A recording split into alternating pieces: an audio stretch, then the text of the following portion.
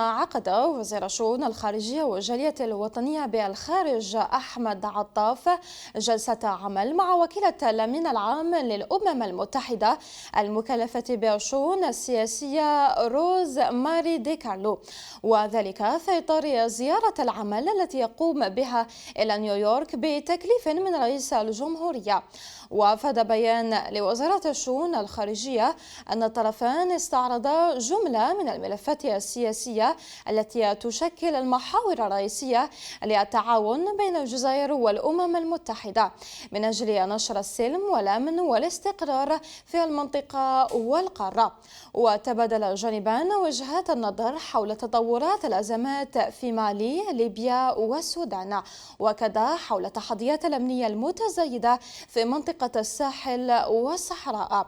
كما تناقشا حول آفاق حياة المسار السياسي في الصحراء الغربية واستئناف المفاوضات المباشرة بين طرفي النزاع المملكة المغربية وجبهة البوليزاريو للوصول لحل عادل ودائم يضمن حق الشعب الصحراوي في تقرير المصير.